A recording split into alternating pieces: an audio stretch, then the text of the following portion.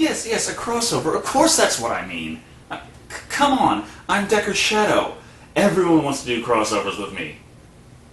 I know I said that I'll be sitting back for 90% of the video, but trust me, it still counts. Yeah, it is still the Summer of Steven Seagal! Right? And the horse I rode in on. Got it. Thanks.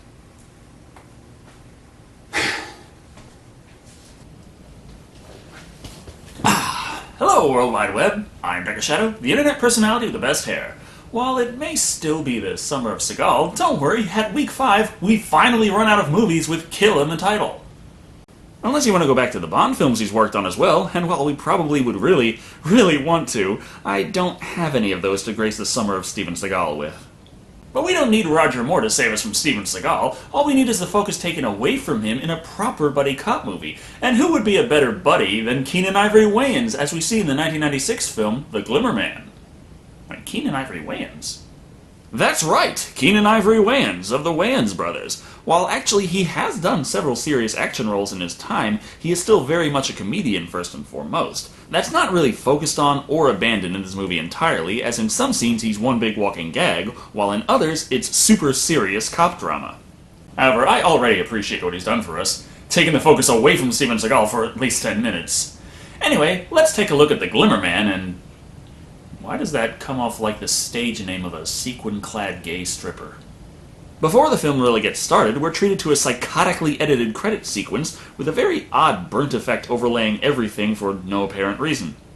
Who the fuck thought this was even coherent? Well, and who the fuck was stupid enough to okay it after he butchered the film? Huh. That explains it. But before him, we are introduced to Keenen Ivory Wayans, playing the role of Jim Campbell, LAPD detective. Unfortunately, though, it doesn't take long before he runs into Seagal. Mr. Lovebeads, you're gonna have to seek higher enlightenment somewhere else. I'm Lieutenant Cole, been assigned to the case. They asked me to come back here, look to the file, didn't mean to be discourteous. Nice to meet you. He's a cop, but he's from New York, so that's totally weird. And I know this is going to surprise a lot of you, but in this movie, he plays a man with a checkered past. In any case, Keenen cuts to the chase and tells him they're looking for a serial killer they've dubbed the Family Man, as he's murdered 6 entire families. Have you found any connection between the victims at all? Other than the fact that they're all Catholic, which ties into the crucifixion ritual, no. Well, with a sample size of 6, there's still a probability that that was just mere coincidence. You know, correlation does not equal causation. It appears they have to up the number to 7 today, so without wasting any time, Seagal and Wayans are on the case. Without fail, Seagal already knows something is wrong. This ain't the same, Jim. Yeah, the man who just showed up today, and this is the first time he's ever been on the scene for this case, he notices something is amiss. How the fuck would he know? We don't learn what this oddity is just yet, as instead we're interrupted by Seagal trying to force the plot to advance, logic be damned. Possible suicide. Yeah, we're in that area. Whoa, hey, man, what are you doing? It's right over here. No, see, that's suicide, we're homicide. Now, some dumbass want to jump off a building, that's his problem. So while Seagal doesn't need to know anything about the case to find all the peculiarities in the last scene, at least they acknowledge that, unlike him, Campbell actually knows what his job is. Somebody push his ass off the building, then call me. The way I look at it, death is death, you know, I mean... You may see it that way, but the city's population might take offense to homicide detectives showing up at the scene of every heart attack and asking uncomfortable questions. As he would rather piss off his chief than listen to Seagal ramble, Wayans drives them to the scene of the alleged attempted suicide, which happens to be a Catholic school. And by suicide, they mean hostage situation, as the man is holding the gun up to his classmates and not himself. Johnny, please stop it. You're gonna hurt me. Shut up, Millie! I'm not in the mood for this. Put the gun down, Johnny. Just put it down. Shut up! Geez, you'd think in a Catholic school people would at least read their Bibles. 1 Timothy chapter 2, verse 12. But I suffer not a woman to teach, nor to usurp authority over a man, but to be in silence. So, technically, he's in the right. But suddenly, he hears a voice. Johnny, this is Detective Cole, LAPD. Hey, that reminds me, why didn't you do anything? I would, but you took me out of your schools. I guess that makes sense. Hey, this is a Catholic school! Sorry, wrong denomination. Picky. Anyway, Seagal uses the magical powers of a cell phone to trick the man into thinking he's outside instead of in the principal's office. But anyway, after placing every student's life at risk unnecessarily, he learns that the kid fears for his life for some unspoken reason and is ready to kill himself to avoid dying. Wait, what? And then Seagal kills him along with himself. Oh, who am I kidding? Seagal will survive the fall. Never mind, even better, Seagal has the power of flight now! Now we get to meet the kid's father, Frank Deverell, played by Bob Gunton.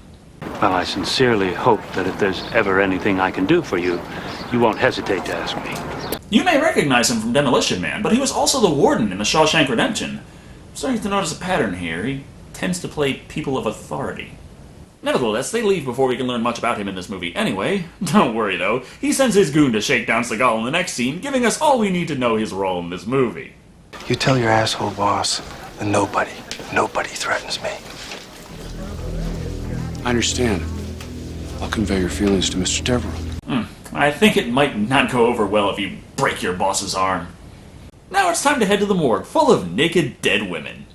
Is there really that large of a market for necrophilia? Well, I guess with Twilight and all. Here we find Seagal can even pick out a Russian immigrant from an American from looks alone, because, after all, the American race is so unique and recognizable. Wayans isn't about to be upstage, though, and gives his own assessment. She got nice tits. Precisely, Grasshopper, but a little bit too nice. Thus, we learn that Seagal can identify fake boobs at a glance as well. Okay, that I'll believe. As we're 15 minutes in, it's a good time to let the partners get to know each other, and what better way than having Seagal show off his love for all things Oriental while simultaneously humiliating Wayans. Oh, yeah. It's bitter, man.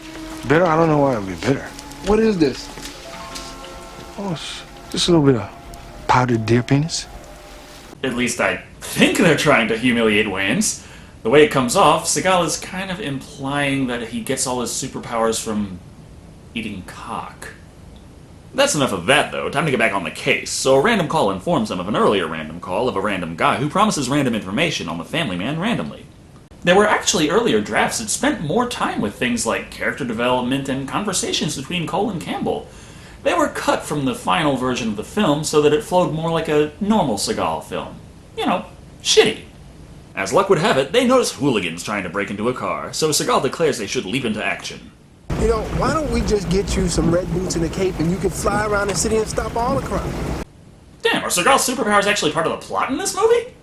While these three seriously suck at vandalism, they're not so bad at ambushes, as it turns out the California branch of the Russian mob lured them into a trap. So they were counting on him being Seagal, so he would willfully sidetrack himself for any reason, especially those that have nothing to do with his job. And yet they expect to win this fight against Seagal, knowing he's Seagal, and they've only brought 8 guys? Shit, he could take them all out with his laser eyes power. His credit card had a concealed razor, and he just slit 4 of their throats with it. For fuck's sake, is this guy a superhero in this movie or what? I guess he's not supposed to be because the killer credit card is never used again for the whole movie. Which is a shame. At least he could get some exploding Susie B superquarters in Act 3, don't you think? They beat the shit out of the gang, and Seagal determines, of course, they're Russian mafia. Strangely, however, he needs Wayans to translate for him. Let me try. You speak Russian? A little bit. Shut up! Dumbass! You speak good Russian. Yes, Black Russian. Это не русский язык. Never mind that failed attempt at securing information, though, and the ambush. No, it's time to get back to work, so Seagal and Wayans check out the latest killing in the Family Man spree. Something else is wrong, though. Are you alright, Jack?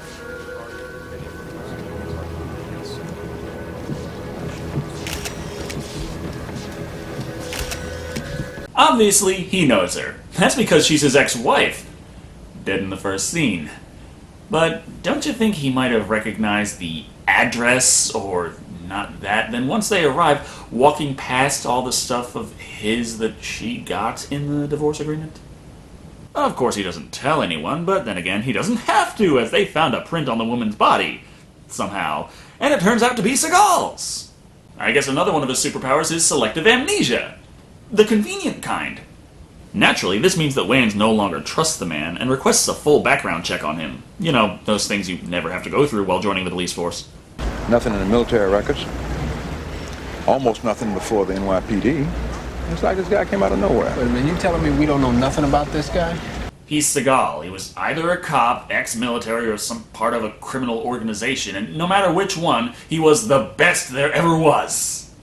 He used to be married to the Dunleavy woman.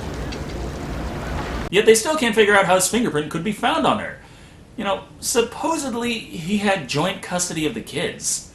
How the fuck are any of these details secret or surprising? Wayans tells Seagal about him being a suspect, because no reason to keep that secret information secret from him or anything, but Seagal doesn't care. And the only piece of evidence I got points right at you. Now, does that worry you, Jack? Do I look worried?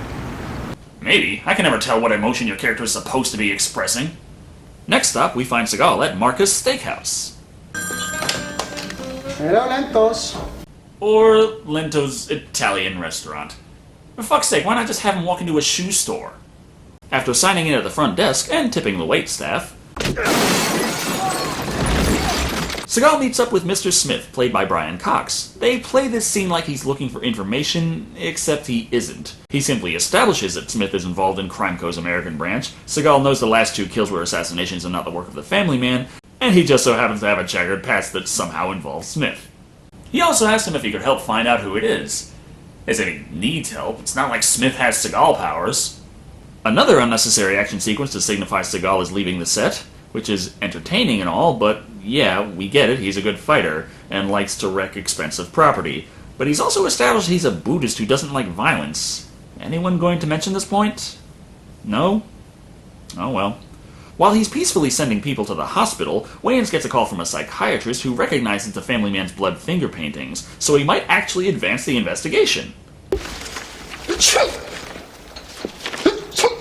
Do you have a cold? No, I'm allergic to the incense. Oh, can I get you something? No thanks, I'm gonna go suck on some deer penis, I'll be alright. Ah shit, did Creepy send me another porno? It's Chinese deer penis. Huh. Really?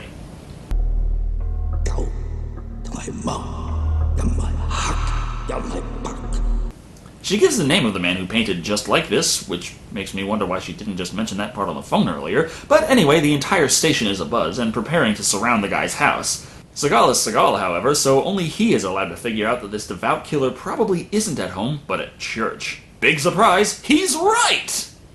How did you know I'd be here? Well, I just took a lucky guess. Shit, this movie's not even trying to come up with bullshit excuses for Seagal powers anymore. Anyway, we established that he did not kill the last 2, and that was someone else. Again, we know, movie, can we move on to the next topic yet? He pulls his gun on Seagal for no apparent reason, so of course he dies without giving us any information we didn't already have. The chief, of course, is furious that he acted alone and shot a man, so does the unthinkable, and sends him to internal affairs to be investigated. Despite the fact that it is normal procedure to have any police shooting investigated. And also, you're supposed to have Seagal on paid administrative leave. And what is the best, most accurate method of investigation than a polygraph test? Are you Detective Jack Cole? Yes. Have you ever climbed Mount Everest? Yes. He's Seagal. Of course he fucking did! They ask a few questions until he decides he doesn't give a shit about keeping his job and walks off. Well? I've never seen anything like this. Everything reads true. Look, can someone learn to beat this thing? It's possible, but you'd have to have total control over your emotions. What emotions? He's Steven Seagal! Fuck it. And how the hell are you surprised by odd readings out of a polygraph test? Those things aren't exactly known for their reliability. In fact, they are no longer admissible in court. Therefore, Seagal is suspended, and the rest of the force figures out that the family man didn't do the last 2 killings, and... Oh, for fuck's sake, we already knew this! Moving on, now that he's suspended, that means Seagal can start investigating wherever he pleases. Unfortunately for him, Random Thug Ninja was somehow already waiting for him, and we get a kind of unique fight, with them brawling amongst a crap ton of birds. Unique? Yes, but I'm not sure that really makes it any more exciting. Random encounter leaves, allowing him to get his clue anyway. He shows it to Wayans, literally it's the same clip, and they figure out that Deverell is the one behind the extra murders, and he was smuggling chemical weapons from Russia. You know they will take my badge if they find out I'm working with you. But my gut tells me you might be right. And after all, there weren't any other suspects in this movie. I mean, you were for a bit, but come on, whoever thought that for a second? Then something amazing happens. You're asking me if I've ever seen Casablanca? Have you? You gotta be kidding. Me? Never seen Casablanca? Seagal showed an emotion. It also turns out that Deverell was working with Smith all along! And this surprises nobody! But he also reveals the truth as to what the fuck the title of this movie is supposed to mean, as Seagal used to work for him. He was known as the Glimmer Man. There'd be nothing but jungle. Then a glimmer. Then you'd be dead. Still, I don't see how that wouldn't work as a sequin-clad gay stripper. I wonder what a fight between him and the Predator would have looked like. They also come to the agreement that Deverell's son needs to die, because surely there's some emotional attachment to that character from 40 minutes ago, right? Ninja Assassin is also on the prowl to hunt and kill our two officer friends. First, we're treated to a surprisingly impressive fight between Wayans and the assassin. Surprising because Keenen actually does a pretty damn good job, and the scene is exciting.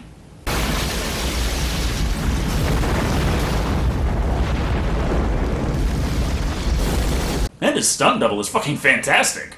Seagal's assassins are less impressive, posing as internal affairs, taking him for a drive for some unknown reason, but uh-oh, they're actually Russian mafia. Не так, как Москве, yeah? Конечно! Он говорит на русском язык! He easily beats the two of them from the back seat, drives the car for them, and rolls to safety before they blow the fuck up.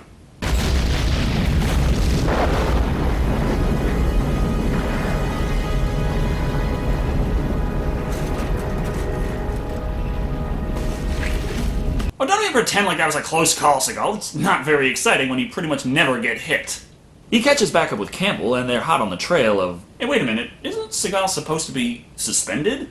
Wouldn't there be quite a few police there where a fellow officer's apartment was blown up? Doesn't anybody give a fuck what these two do? Anyway, they trace old phone records to Johnny Deverell's girlfriend. It turns out Johnny used her phone to call one of the victims to warn him, and now that they've just figured out hours after their assassination attempts that there was probably someone coming to kill the kid too, they head over to where Johnny's being held to prevent that. Obviously, they waited till morning to try to kill him because otherwise the police wouldn't have time to show up and stop it.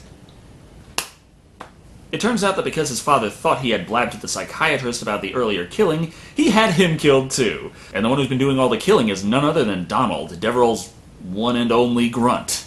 You'd think if the investigators would start using the process of elimination from the start, they'd solve these crimes a lot quicker.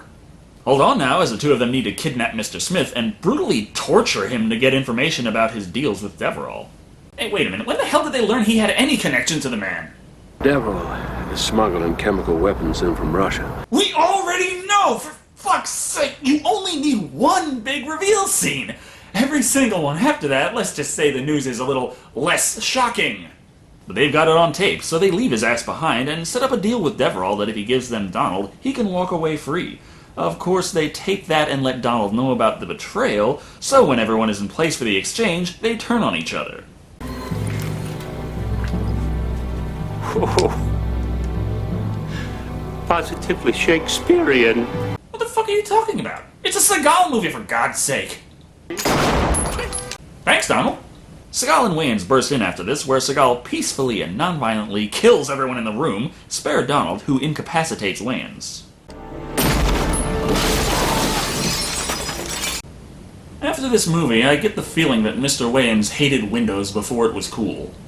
Jack! Wow. That green screen is horrifying. No, I didn't expect Keenen to put his life at risk for a Seagal film of all things, but come on, you can see the green shine off his scalp. After Seagal saves him, ensuring that he will be out of the way and not interrupt him during the climax, the final battle is underway. It goes pretty much the same as any final confrontation in a Seagal film, with Donald getting his ass kicked, and Seagal suffering next to no damage. Is that the best you got, boy? I don't think that counts when he obviously didn't feel it. Take that for what it is, as it is the one and only time he is struck during the brawl, which ends with Donald being kicked through the rubberized iron bars and landing on a slightly more solid set.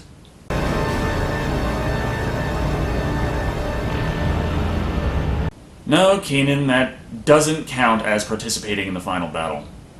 This brings the story to a close, with the entire police force present and happy with Seagal for disobeying orders and killing suspects this time, and Wayans reminding us all that he is a comedian. It's just that ever since you started being my partner, I've been beat up, blown up, shot, kicked out a window, all my worldly possessions burned to a crisp. Basically, I'm homeless. Not one good thing has happened since I met you. Well, look on the bright side. It's not like you've had to deal with him all summer.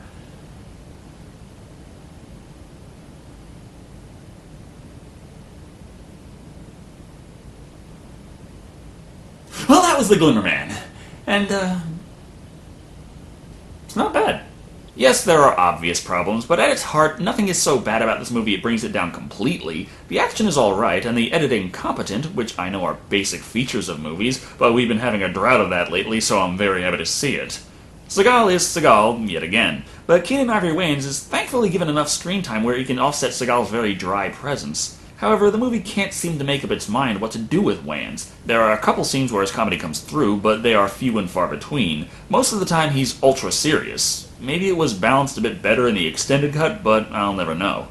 The supporting cast was very good, with skilled actors giving decent performances on honestly shallow roles. That's the kryptonite of this film, its simplicity. It flows like something that's supposed to have questions and reveals that change everything, but it doesn't. It follows a very predictable formula, and they didn't have much to reveal, so they just reveal the same information over and over again. At the end of the day, The Glimmer Man is a fun movie to sit through with a couple of friends if you've got nothing better to do, but the story won't intrigue you, and the very sparse comedy isn't enough to get you to feel like watching it more than one time, coming in at 3 birds out of 5. Of course, according to Rotten Tomatoes, it's rated at 13%. Are you kidding me? That's only 1% higher than Requiem! Is that the difference that being able to actually see the movie makes? Thank you all for watching. I've been Shado, and remember, if you're feeling uneasy after watching so many Seagal films, his best advice to you is to go suck on some deer penis. She ain't ready. There ain't a thing in this world to prove. She got the needle and the powder people to keep her steady. Life's gonna teach her a thing or two. Talk is cheap, so listen up. You're in deep, enough is enough, bulletproof. It's bad news. You give up like there's nothing to lose, bulletproof. It's no use. You better face the truth. You ain't bulletproof.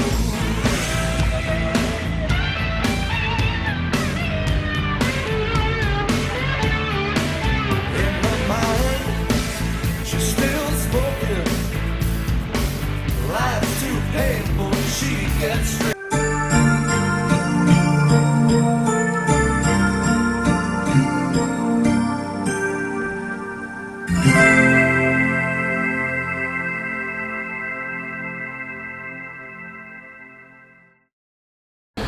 Read him his rights, even though he's a little unconscious. He knows him.